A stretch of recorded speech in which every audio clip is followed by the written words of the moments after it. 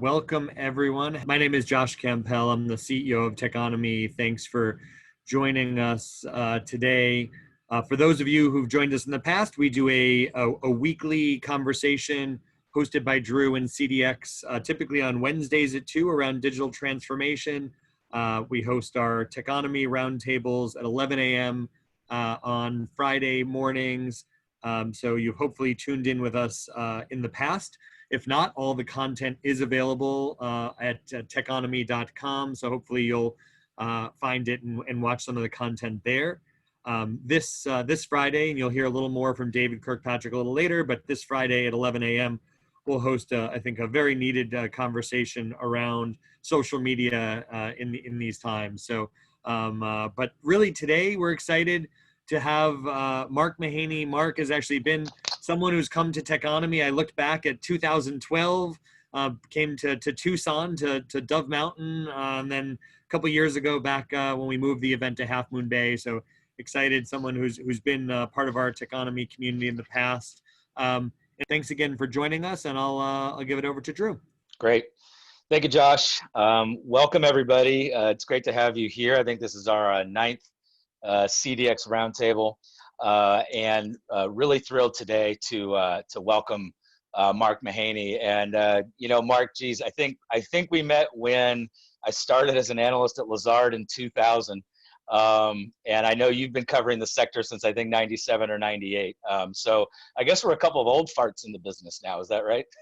Yes, we are. We're experienced, Drew, but we don't look it. That's what we don't look experienced, but we are. That's what we want to say. I'll take that. I will take that. So first, how are you? Where are you? I know you're getting a little vacation tomorrow, so thanks for fitting this in before you get a much deserved break. But how you doing?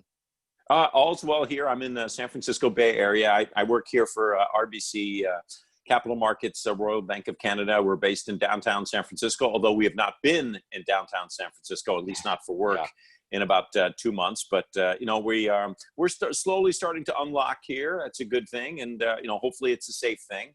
And we're just watching what this pandemic has done to an industry. It's created some really interesting surprises. It sure has. And well, again, thanks for joining us, and we wish you well on your vacation. But look, we could talk for 2 hours. I got 2 hours worth of questions, so let's jump right in. Let's just get a little bit of context for you. Tell us about your coverage sector and what you're covering, and then we can jump into some specifics.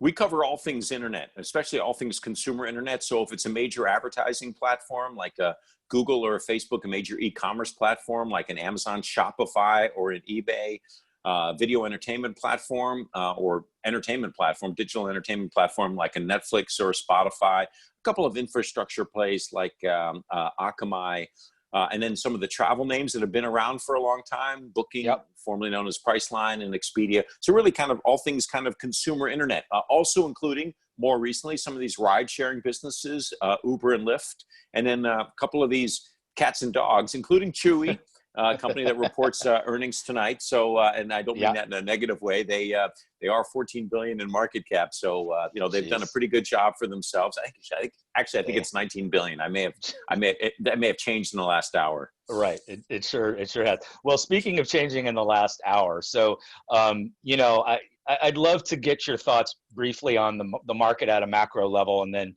we can talk about some names and some trends. And, I think the S&P is back to where it was. How are you feeling about this market at a macro level? Is this a little too good to be true? Does the V keep on going? What are your thoughts and sentiments maybe for, the next 3 months ahead? Well, I'm not really a market strategist, but I'm struck by this. The market's always been referred to as a discounting mechanism. And it strikes me, it shouldn't surprise any of us that it just discounts at a faster and faster pace. Our lives have been about increased velocity, and especially in the internet space, like you get your Amazon packages faster. You can get information uploads, downloads faster from Twitter. And so I throw it all into this, that we just operate quicker. And so the correction that we saw in the market was super sharp, super fast. And the recovery has been super sharp, super fast. I think, I'm exaggerating, and, I'm sure there's some market wizard who knows this a lot better than I do. But that's my take as somebody who's watched the stock market for 20 years. It's just, you should expect, I guess that means there's more volatility, but the market quickly shot down on fears of the pandemic, and then it's quickly shot up on all these little data points that suggest that we are slowly opening back up. Even the most disrupted categories like live events and travel. I'm taking my life in my hands and getting on a cross-country flight tomorrow. But I think more people are doing what I'm doing, and they're not going to over time consider themselves taking their life in their hands. We just have to get used to face masks. Yeah, absolutely. And I know you're not a market strategist, but in terms of sort of the macro level signals as it relates to your coverage area, as we move into the next several weeks and months even, what are the signals that you're looking for to determine, where the macro sort of, forces are taking us, and then how might that affect, your coverage sector? What are those signals that you're looking for? Well, I just look at the companies themselves. These are big enough that they are macro signals in and of themselves. Right. When eBay talks about 20% year over year in gross sales in the month of April, and then they say it actually accelerated to 25% in May. I mean, they do about 50 billion to 60 billion in gross sales a year. It's pretty sizable. Amazon's even more sizable. They're a couple of multiples higher than that. They talked about an outlook for accelerating growth. They probably won't provide any near-term data points, but we get some of these bigger companies. You want to know what's happening with mobility? Check and see what Lyft and Uber are talking about. Lyft 2 days ago, or a couple of days ago last week, put out an 8K saying that they were seeing the 6th week in a row of ride volume picking back up. And that's before the state of New Jersey just opened up, an hour ago. Right. So, you're going to see it's been slow and steady recovery. I think that's going to start being a fast and steady recovery soon. The airlines and, just talking, like, these are big macro data points. What Expedia says, what Booking says, what Priceline said 20 years ago would have been immaterial to the economy. What Booking, which is now Priceline, says today is material because they're doing well over 100 billion in booking. So you want macro data points, you can find this from this sector because you get reads in the consumer retail spending, consumer entertainment spending, consumer travel, and then you can also get a read from some of the advertisers about what businesses large and small plan to do, or are doing. No, I think it's I think it's, Booking is so big now. It's almost like the Caterpillar of old, of looking for macroeconomic signals from Caterpillar and UPS and those things. Now Booking is in the same way. You talked about eBay, so why don't we jump into e-commerce a little bit, and let's start with Amazon. You just got big news, raised the price target to 3,300. I know it's up big today. I think 5% in the last 2 days, almost total, which is a huge move for a company that size. Tell us maybe a little bit about why you did that, and is this related to, you believe there are going to be some permanent behavioral shifts by consumers, which is why I think you have the highest price target on the street right now for Amazon? Yeah, so let's see. I do think if you look at the COVID crisis, I think there are some structural winners, fortunately or unfortunately, and that's both, that have come out of this crisis. If you had told Jeff Bezos a year ago that there was going to be an event that required people to stay in their homes, that shuttered retail locations, around the world, or at least in half of the world, for 2 months, I mean, he would have first started his guffaw, his iconic guffaw, and then he would have just started salivating. Well, hey, Jeff, it just happened, and he knows that. And This company, they couldn't keep up with demand. What a problem to have. Anyway, so yeah, I think this is, you got 2 months of this activity, this behavior. I think that does leave kind of a permanent scar or permanent change in what people do. And I think some of the categories you're going to see really inflect online. It's not like, I'm sure we're going to unspike a little bit. We're seeing a real spike in online retail activity. I think that'll come down, but it's a spike up in a trend, and that trend will have just accelerated. Another way to think about it is we almost took like 2 years of this secular shift, and we just jammed it into 2 months, and then it's going to continue on after that. So that's how I think about it. Amazon wins because people in 2 ways, maybe in 3 ways. Offline retailers, unfortunately, a lot of them were just cut off at the knees and may not be able to continue post this crisis. Secondly, we all got used to spending even more of our dollars, hard-earned dollars, online, and in particular categories like like groceries, which we had kind of were reluctant to let somebody else pick our tomatoes for us, but now people have gotten used to it. And then the third is there has this, and this is the temporary kick. The third is that there is a lot of spend that we as consumers have, entertainment spend, going out, traveling, that we can't do for a variety of reasons. And so we're looking for some way else, some other therapy, if you will, for that entertainment need. And there's this thing called retail therapy. So Amazon has won at least 3 different ways. We think they're a structural winner from this crisis, for good or for bad. And certainly the advertising side has been a big growth engine for them, and that would naturally follow the trend in sort of their broader success and just more shoppers shopping more often, buying more. But what about AWS? I mean, where do we go with AWS in regards to, does this pandemic, in regards to how businesses are investing in the cloud, will this have a sort of a positive sort of, effect in terms of AWS and its growth within Amazon? Well, I think that was the leading question, and I think you know that, because the answer is yes, and I think you know that too. So what we've had is a structural increase in work from home, a structural increase in remote work, remote productivity, remote work. And so then there's even greater reason to put resources, databases, applications in the cloud. So yeah, Amazon AWS wins from that, as long as they can perform well in this environment. Parts of Amazon have been sorely tested. That retail network, they couldn't manage that kind of supply.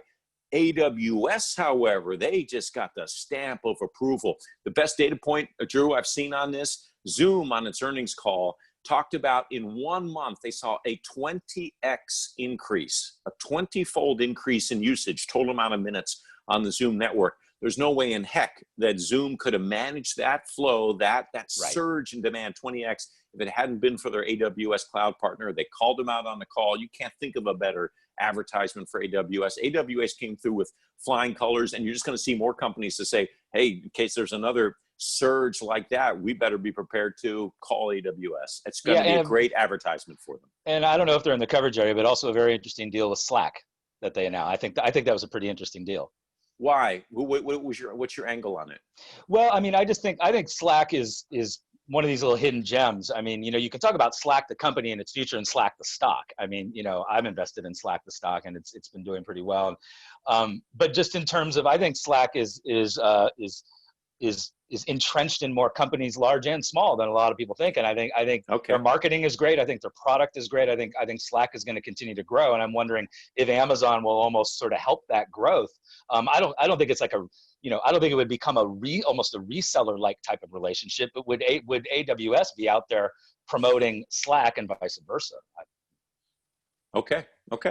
I'm gonna just listen to you on that. I think you know that one better than I do.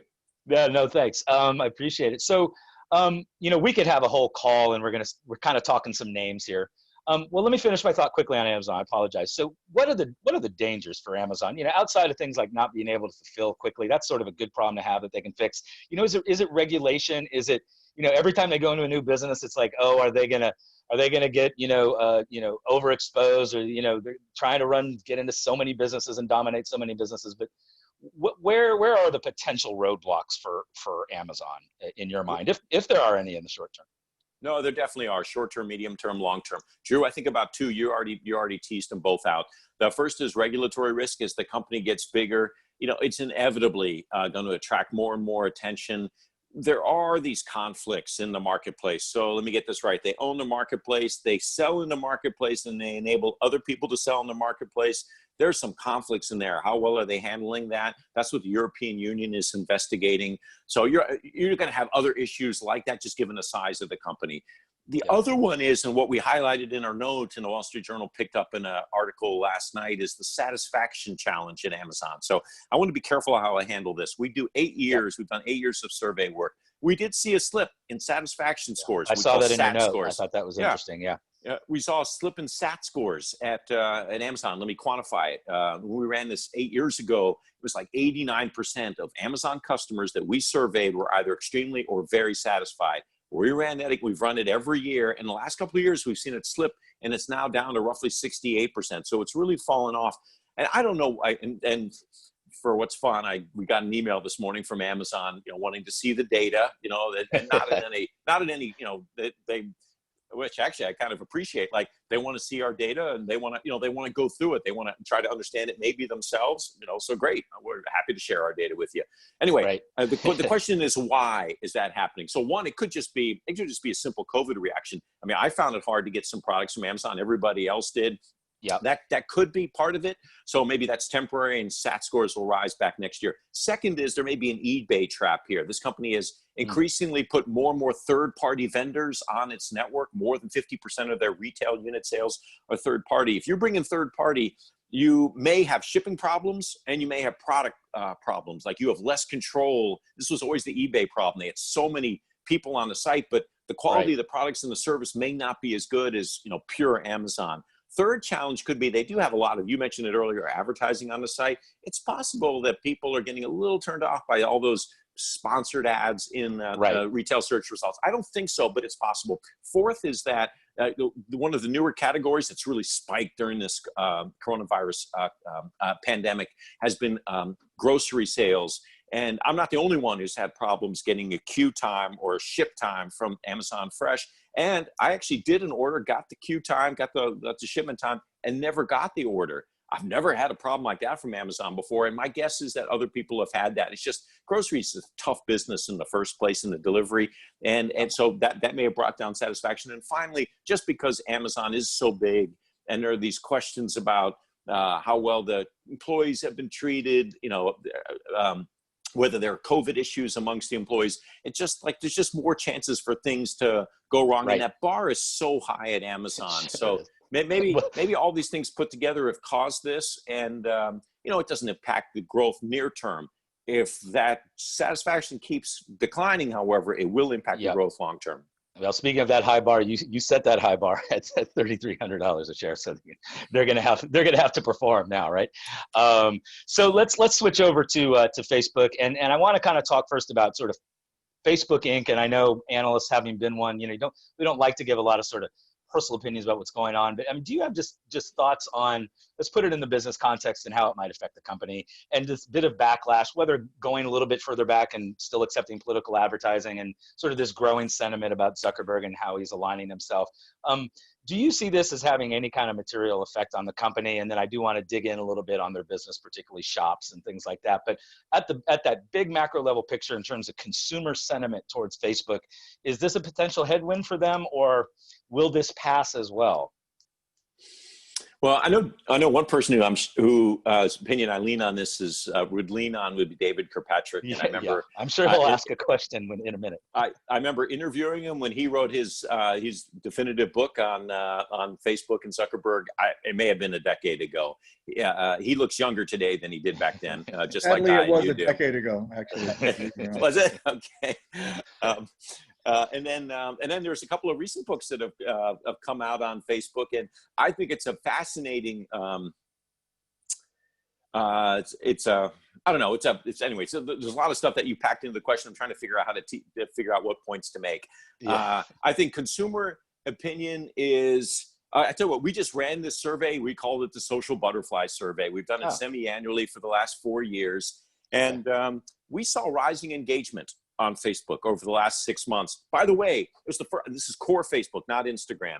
This is the first time in 4 years we saw rising engagement. And my guess is there's two reasons for that. One is that this company has been using artificial intelligence to make the service more personalized. I think they've also done some things. They got rid of a lot of the media acts, the heavy media imprint in the news feed. I'm exaggerating that, but you know what I mean? They made it more social, less media, if you will. And I think AI and machine learning has helped them make the algorithms more personalized so that it's more relevant to me. I think the other one, frankly, and this is my psychologist hat, on, is that during this time,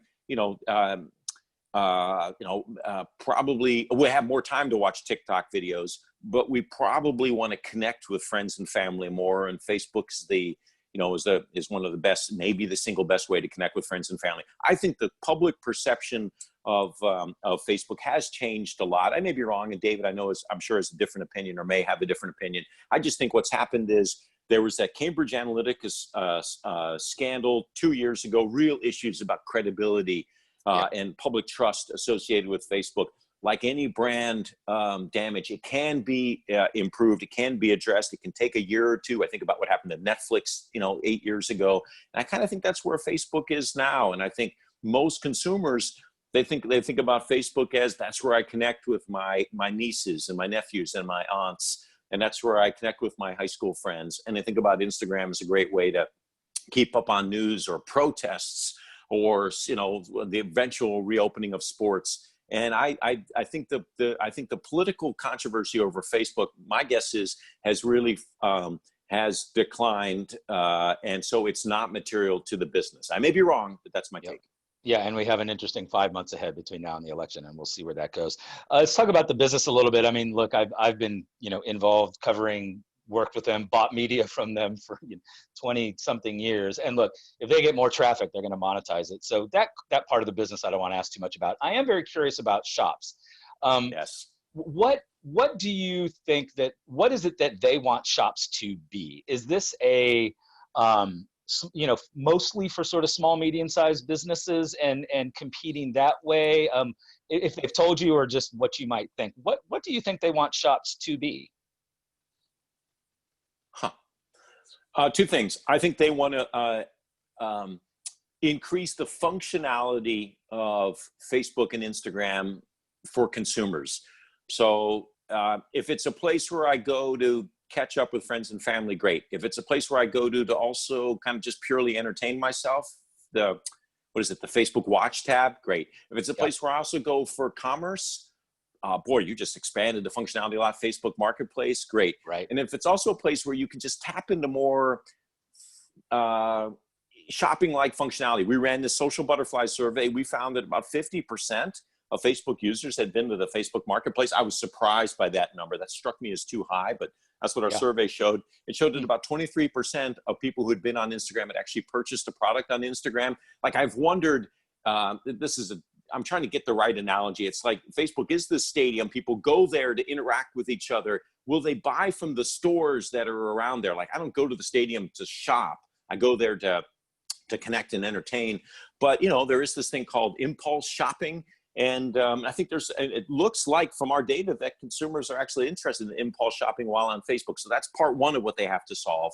And then the win for Facebook here is if they can get the e-commerce, the impulse shopping activity integrated well enough that it's seamless. So then you better work with people like Shopify to make that happen. Right. But if you can create a great experience like that, where it's one-click shopping and you get Facebook, one thing you have to do is get Facebook users to put their credit card information up on Facebook. I think 1% of Facebook users have done that. But if you do, there really is an opportunity here. And then the win for Facebook I don't think will be on getting a cut of each transaction.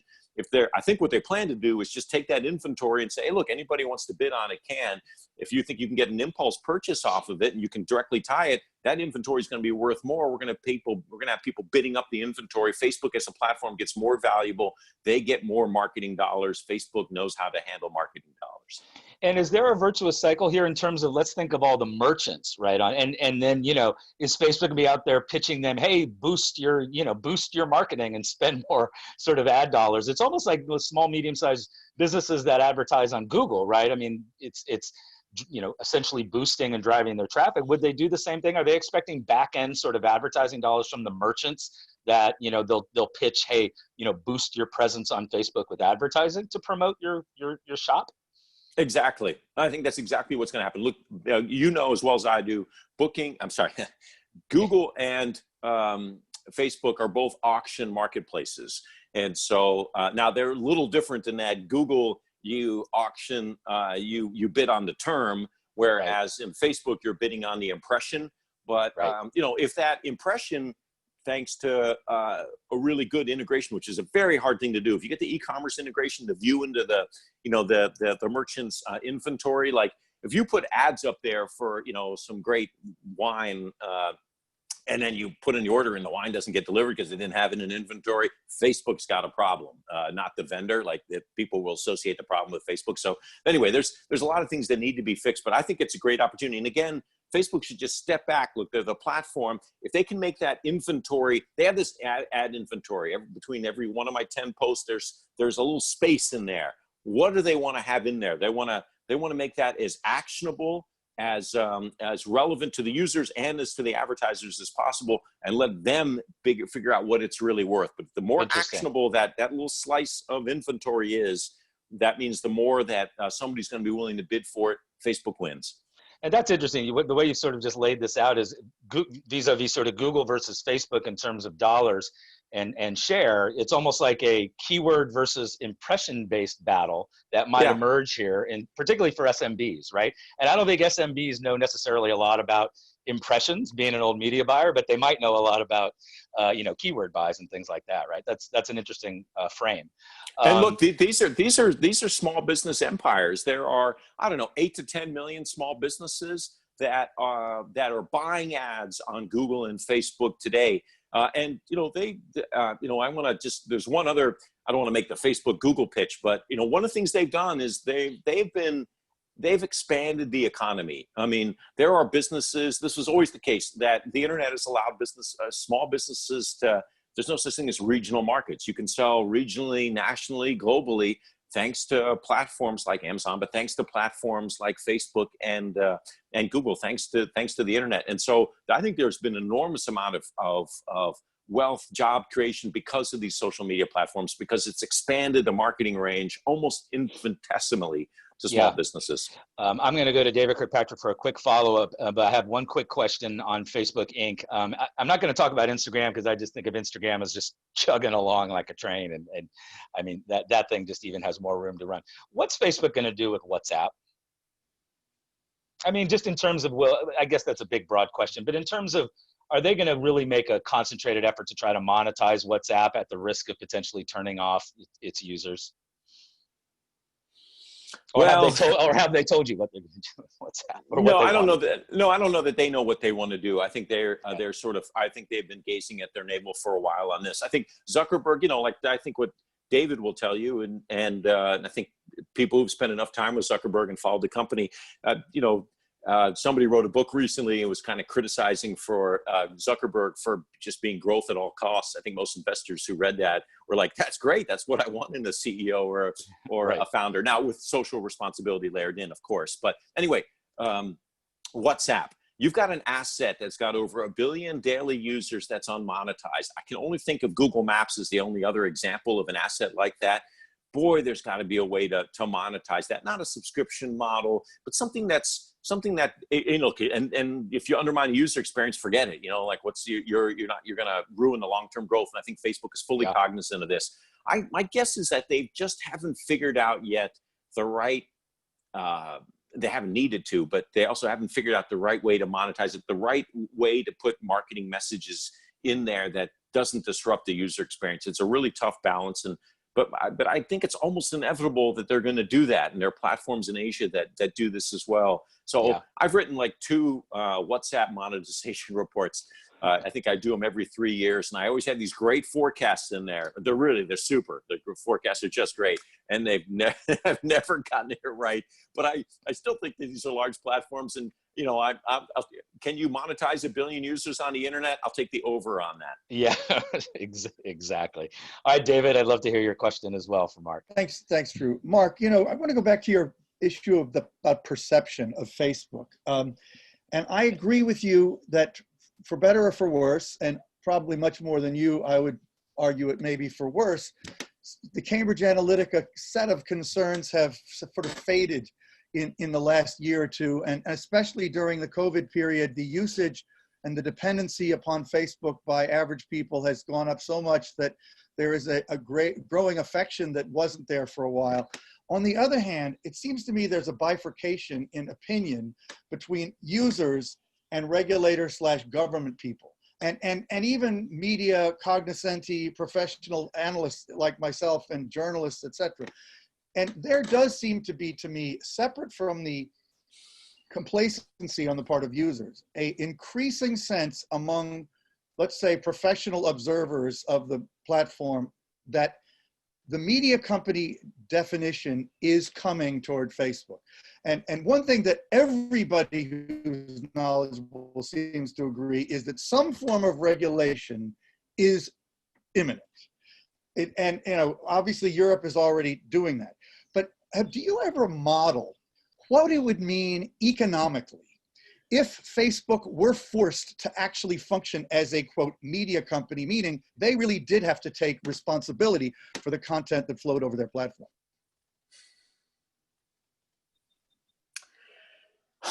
That's a heck of a question, David. No, I haven't tried to model it, so I don't know what that would involve. I guess if they, so I mean, you're asking whether, like, if I forget, is it 320 or 230? That 230. Yeah. Thank you. That's Communications my brain. Decency Act, Section Yes. 230, right. Yes. So if that got overturned and they were liable for the content that was on the site, well, if you're going to do that, then I'm going to have to edit. I'm going to have to view all the content that goes onto my network. So I just think the value proposition, especially like to a Twitter, would be disastrous, and to Facebook too. And also, I'm not sure how. So then users, boy, just imagine the uproar you'd get. So you're going to review every piece, and I'm sure they use algorithms to do this. But you know as well as I do that those algorithms are going to catch up some of those posts that I had about my kids that I thought were perfectly fine, but somehow triggered something in an algorithm because somebody had something on a shirt or something like that. So I don't know. I think it would, I put it this way. I think the way to think about the model is I think it would undermine the user experience and maybe materially, and then the costs associated with it. Yeah, my guess is you'd be talking about a couple of billion that you need to, you have to build up more AI infrastructure, and you'd have to probably hire, I don't know, thousands of content moderators, and it's not scalable. So yeah. I almost feel like you'd break the machine, the Facebook machine. And by the way, I feel very strongly that 230 shouldn't be overturned. I think social media has been the greatest gift to free speech in human history, just about, up there with the Gutenberg Bible, so the Gutenberg printing press. So anyway. Well, it's odd that Trump has been threatening to try to get it removed, even though I know it's very ironic. But it would be contrary to his own interests to do that, which is ironic. But what is your general view about regulation, the inevitability of regulation generally? I mean, Zuckerberg says he wants regulation. We've had, Stephen Levy, Sarah Fryer, Alex Kantrowitz. We're going to have Sinan Aral, who's got a book coming out called Hype Machine. All these people in their books, in one way or another, are more or less predicting regulation as inevitable. Do you see it that way? Extensive regulation? I think we've already had regulation. I think we've already had fines of, I think it's 14 billion now that Google and Facebook have paid in total. The regulators have yet to hit Amazon's pockets. My guess is that they will. And some of them for darn good reasons too, personally speaking, rather than legally speaking. So are we going to see more regulation? I don't know, David. It seems like you're going to have it. There are some clear conflict issues. Amazon and its marketplace and Google with its marketplace, its advertising marketplace, DoubleClick, there clearly are conflicts there. Whether they've been exploited or not, I don't know, but there clearly are conflicts. Now I got to think, what's the conflict with Facebook? It's unclear to me that there's so much of them. I don't see the marketplace conflict. There are privacy issues related to that. There are questions about, content and whether it should be moderated or not. I get that. I think the idea that, and I'm not a legal scholar, I think the idea that 230 would be overturned, I think that's very slim likelihood, and it's certainly not going to happen in the next 6 months. And you could have a very different view in the next administration. By the way, one that I think would be much more friendly towards big tech. That candidate has an 8-year track record of what happened in that administration. And so, but my guess is that you're going to have a slow fade in the risk, except for when you have clear marketplace potential conflicts like Amazon and Google. So I think the regulatory risk, famous last words, I called peak reg, peak oil, peak dollar, peak reg risk for Facebook last year. I may be wrong. And if something happens in this election and there's a huge amount of controversy, it's going to go right back to the front. But I'm hoping that doesn't happen, and I don't think it's going to happen. Interesting. Well, thanks. Yeah. Thank you, David. Hey, we'll stick on social media for just a second here, Mark. I know you don't cover it; it's not public, but I'm curious if you think it will come IPO. But any thoughts on TikTok? But TikTok in the context of, I'd love just your general thoughts if you have them. But in the context of, do you think this is going to be? I always think of Snap and Twitter as sort of niche apps with niche functionality, whereas Facebook, to your point earlier, is really more about your life. I almost call it your phone book and your photos and things like that. It is the linchpin of your life, where Snap and Twitter are applications, right?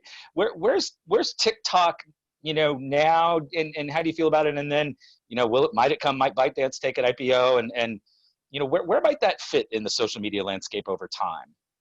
We've seen in our last report we published last Wednesday, we've seen a skyrocketing usage of TikTok in the U.S. Something like 30% penetration. 30% of the people that we surveyed use TikTok now.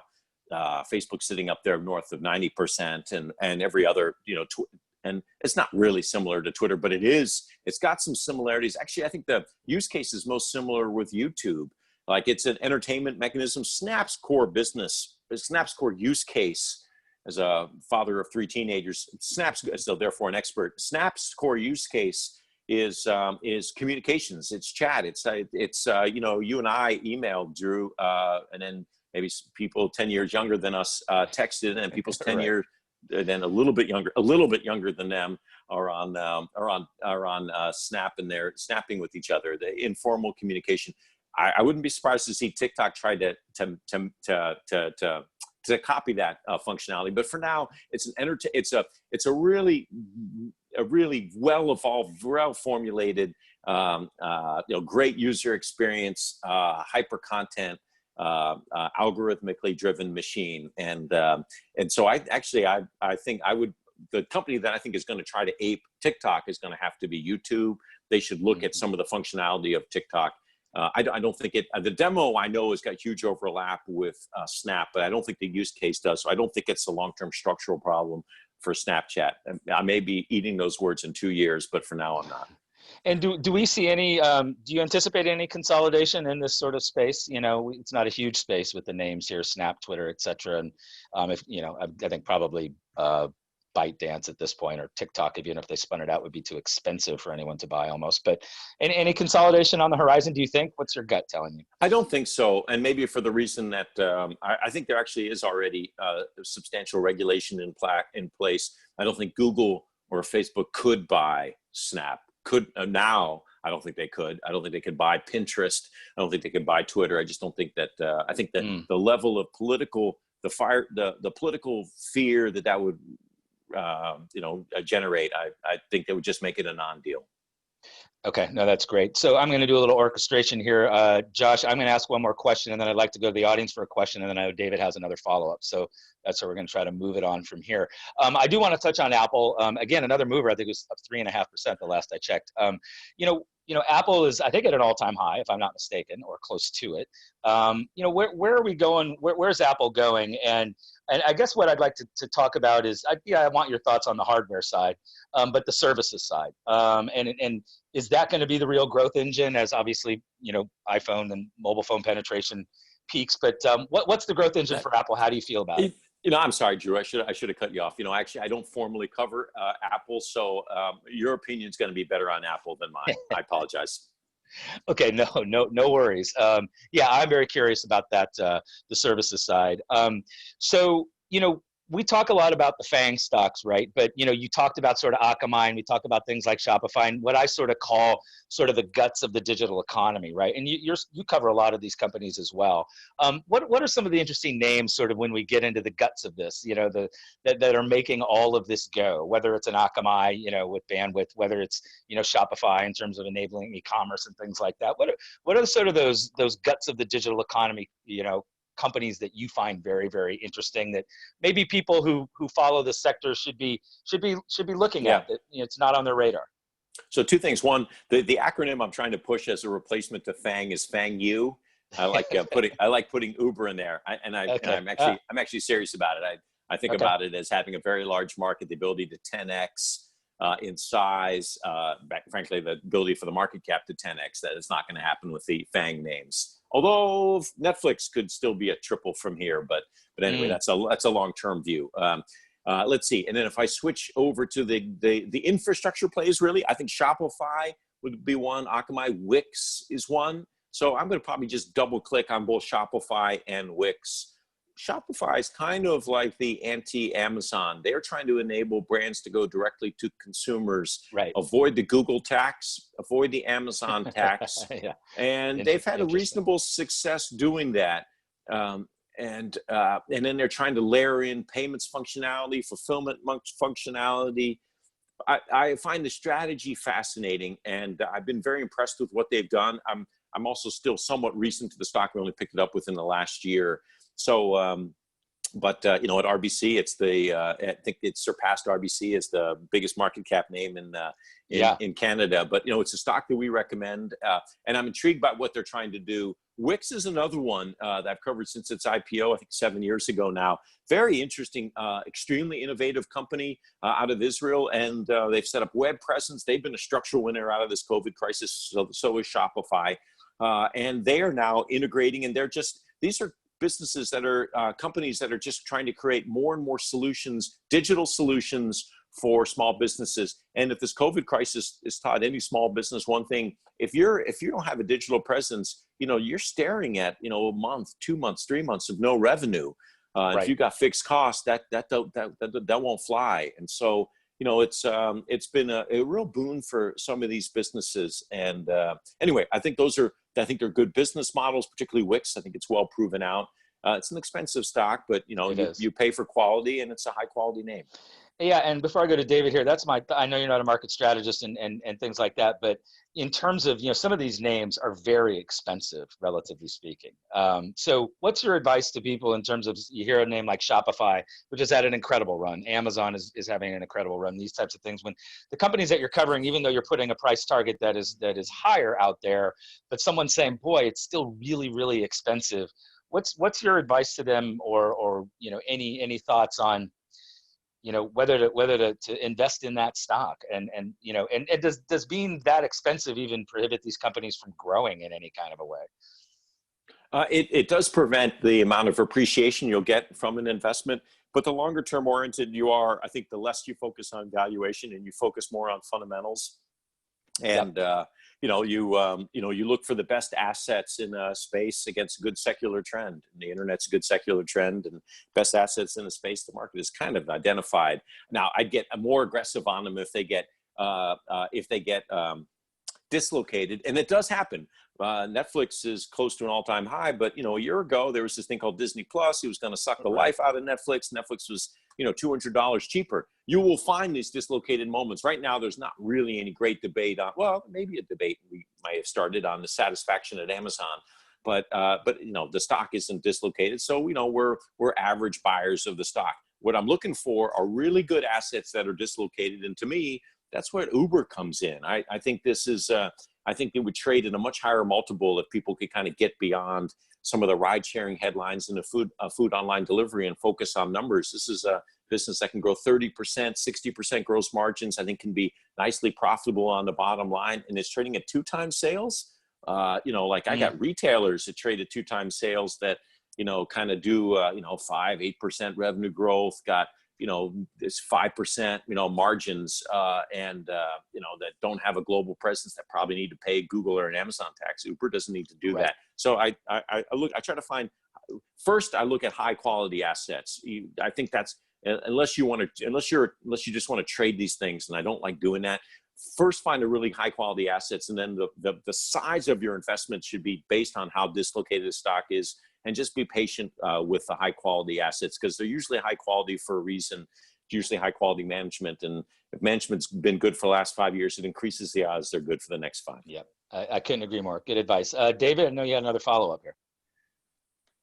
Thanks, Drew. Okay, so Mark, we talk about the S&P 500 is back and all that, but in reality, it's back largely because of the companies you follow. And your companies are increasingly seeming to aspire to be a larger and larger percentage of the U.S. and global economy. And I mentioned the books that we've recently had authors of on our sessions, and one of the others is Brian Dumaine, who wrote Basenomics, that just came out. And all these, whether you took Alex Kandrowitz or Brian Dumaine, they're both basically saying Amazon has such aspirations that any company that doesn't view it as a threat is stupid, and you've got to figure out how to mimic it in every way you can. What I'm asking is, what is the ups? I mean, how big could these companies get? How much do you give credence to the notion that Amazon could, for example, become a major healthcare provider, a major banking company, enter into transportation in a much more fundamental way, just to name one company? But the same kind of concerns, I think, apply to Google and Facebook, not to Netflix, by the way. But those three in particular continue to come up as having such vast aspirations that one wonders where the end of it all is. Well, I do like to find, I think what are high quality companies and high quality management teams are those that try to figure out option plays for 5 and 10 years out. So the fact that Facebook bought Oculus, I don't think there's any real value they've gotten out of Oculus. That they bought it though with as a potential hedge play, or as a bet that actually augmented reality could be the next computing platform. I don't know. Nobody really knows, but 10 years, a lot of things can happen in 10 years. So like you want these companies that kind of place these strategic bets. I think Google is worth more because they have this Waymo asset. Even though I wrote that Waymo report 3 years ago, it had all these great forecasts that never came to pass. I do kind of feel strongly that at some point we're going to have an autonomous vehicle oriented society for a variety of things, and it's probably better for a lot of reasons too. So I want these companies to have these kind of option values. And that means they're probably long-term more valuable. Amazon is valuable because they invested for years into AWS and into advertising too. Now, how far can they stretch the Band-Aid? Not the Band-Aid, the rubber band, can Amazon really get into healthcare? That strikes me as a stretch. And I know Brian Dumaine touched that and pitched that a little bit in his book. Well, the one thing that he talked about in his book was their movement to autonomous vehicles. And right after his book was published, Amazon, there was an announcement that Amazon was investing in or buying an AV company. I've been surprised that Amazon hasn't been in investing more aggressively in autonomous vehicles. For God's sake, they're in a logistics company. If they could get those trucks driven by themselves, holy moly, that should be really good for them and probably create a better customer experience too, et cetera, et cetera. So anyway, I want these companies to hopefully have aggressive option value plays in areas that are at least tangential to their core business. So anything Amazon wanted to do in logistics, I think would make a ton of sense. Anything Google wanted to do that was kind of data centric, like autonomous vehicles, I think would make a ton of sense. Facebook, I don't know. I'm a little struck by what their option values are, but I do like the fact they own that WhatsApp asset, and I assume that they'll be able to figure out how to monetize that. That's great. Thank you, David. So I know we're up at time here, Mark. So I kind of want to end with a segue to sort of looking at the future. And I know you've written a lot in your notes, which I love, about these companies playing in each other's sandbox. And I have a very tactical, specific question about Amazon and and then I want to take it broader.